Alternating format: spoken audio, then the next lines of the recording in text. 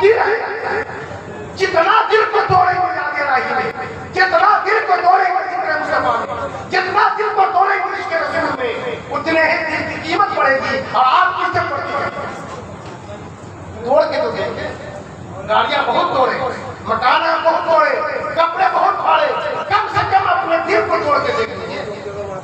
हजरत इमाम अहमद बिन हंबल के जिस दिन दोनों चूतर का गोश्त काटा गया ताकि ये बैठ करके भी नमाज न पढ़ सके, उस दिन वो जब हजारों कतार हुए तो जब नए खुदाबंदी का दीदार हुआ, कहा क्या क़यामत तुम कुरान शरीफ पढ़ो ना, सुनो हमारे लिए यही काफी। तो आप ही कुरान क्या पढ़ा, घरों में कुरान की तिलावत हो।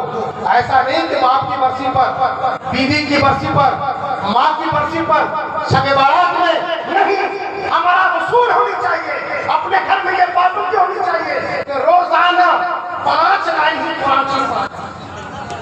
उस बहू के हाथ से खाना खाना बंद कीजिए जो बगैर कुरान पढ़े हुए आता है। आप बहुत इमरजेंसी रहती है, सुबह पटना जाना है, बहू से कल तो रोटी बना दे, आप दूसरी बस से पटना जाइए, कहिए बहू को कुरान शरीफ का वक्त जो है पूरा कर दो, फिर रोटी बना के मुझे दीजिए। आज तक किसी बाप बेटे की लड़ाई आपके मुआशरे में हुई है इस बिना पर कि बेटा नमाज नहीं पढ़ता है मैं उसकी कमाई नहीं दूंगा, बेटा नमाज नहीं पढ़ता है उसको मैं अपने घर में नहीं दूंगा। कभी ये लड़ाई नहीं सुनने को मिली। लड़ाई मिलती है कब? शादी के बाद पैसा कम दे रहा है, शादी के बाद ससुराल ज्यादा जाता है, शादी के बाद ससुराल का ख्याल ज्यादा करता है, शादी के बाद अब ये सारा सामान ससुराल उतरता है। झगड़ा इसमें है। काश बेटा से इख्तलाफ, बहू से इख्तलाफ, बीवी से इख्तलाफ अल्लाह और रसूल के लिए हो जाता है। और जब ये जज्बा आप रखेंगे, मैं इसलिए ये दर्द के साथ छोड़ रहा हूँ कि अभी जो जनरेशन 12 साल 15 साल का देख रहा हूँ, मुकम्मल दीन से दूरी, इस्लामी कल्चर से दूरी, इसको कोई मौलाना तकी करके नहीं कंट्रोल कर सकते, कोई मुफ्ती फतवा देकर कंट्रोल नहीं करेंगे। कंट्रोल माँ बाप कर सकते। हर आदमी अपनी जिम्मेदारी समझे कि हम अपने बच्चे को नमाजी बनाए, अपने बच्चों को इस्लामी कल्चर को फॉलो करने वाला बनाए, इस्लामी माहौल में अपने बच्चों को रखे। और ये कब होगा? डॉक्टर बनाइए। ये नहीं कहा गया है कि सब बच्चा मदरसे में जाके मौलाना ही पढ़े, ये किसी किताब में नहीं है कि पूरे गांव के बच्चों को मदरसे में भेज के हाफिज बना दीजिए। नहीं, मैं तो देखा हूँ जिस गांव में ज्यादा मौलवी हो गए, हसद और आपसी नाइंसाफी वहां ज्यादा। इसलिए पूरे गांव को अल्लामा मौलाना बनाना जरूरी नहीं है, लेकिन पूरे गांव को दीनदार बनाना जरूरी है। पूरे गांव को दीनदार बनाना जरूरी है। बच्चों को डॉक्टर बनाए, बच्चों को इंजीनियर बनाए, बच्चों को प्रोफेसर बनाए, बच्चों को कारोबारी बनाए, तिजारत सिखाए, लेकिन मुस्तफा की सीरत के मुताबिक, मुस्तफा के किरदार के मुताबिक सिखाए। जब आपके बच्चे दीनदार होंगे तो तिजारत का हराम काम नहीं करेंगे। जब बच्चे आपके दीनदार होंगे तो डॉक्टर होंगे, दवा कंपनी के रिश्वत लेकर के जेनेटिक दवा नहीं देंगे। जब आपके बच्चे दीनदार होंगे तो वो इंजीनियर जब बनेंगे तो सीमेंट का लोहा की कंपनी से पैसा लेकर के रिश्वत लेकर के डुप्लीकेट सीमेंट और लोहा से तो किसी बिल्डिंग में बनाते नजर नहीं आएंगे। जब आपके बच्चे दीनदार होंगे तो आपके बच्चे हर जगह दीन को फॉलो करेंगे। ऐसा नहीं है कि आजान हो रही है तो मुड़ी साहब मस्जिद जाए, नहीं, जब आजान की आवाज आए हैया अल फलाह, हम सब खड़े हो, हम सब काफिर में और मोमिन में यही बहुत बड़ा फर्क है, बहुत बड़ा फर्क है। 4-5 मिल के बैठे चेहरे से पता नहीं चलता है, इसलिए कि अब जो आपका हमारा लिबास तो कैसा हो गया है, उनके जैसा लिबास पहनने लगे, कोई तमीज नहीं है।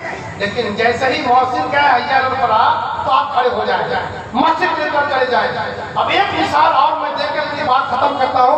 पहले आप दुरूद पाक सुना दीजिए, अल्लाहुम्मा सल्ली अला सय्यदना हबीबना व कलीमना मौलाना मुहम्मदिन मादुल वकरम तिबिर कुलिब दवाइहा व नूर अब्सार ज़ियाइहा व आफियत अब्दार शिफाइहा। इधर बड़ा बड़ा शौर है कि नहीं? गेहूं मसूर के फसल का खेत है कि नहीं? है। उसमें आवारा जानवर नजर आता है, नीलगाय, सांड। क्या किसी के खेत को कभी कभी 1 कट्ठा 2 कट्ठा खा जाता है तो पंचायत नहीं आती? नीलगाय खा जाए तो पंचायत होती है, और किसी के पालतू गाय खा जाए तो पंचायत होती है। क्यों? वो भी 4 पैर वाला, ये भी 4 पैर वाला।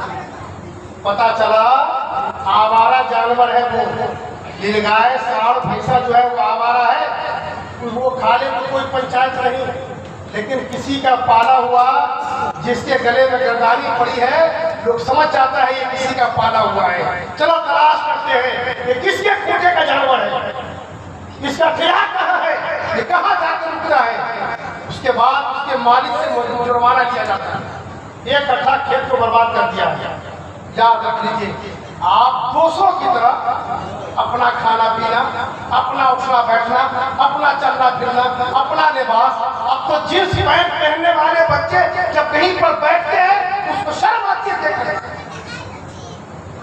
पीठ से नीचे तक की तरह खुला रहता है।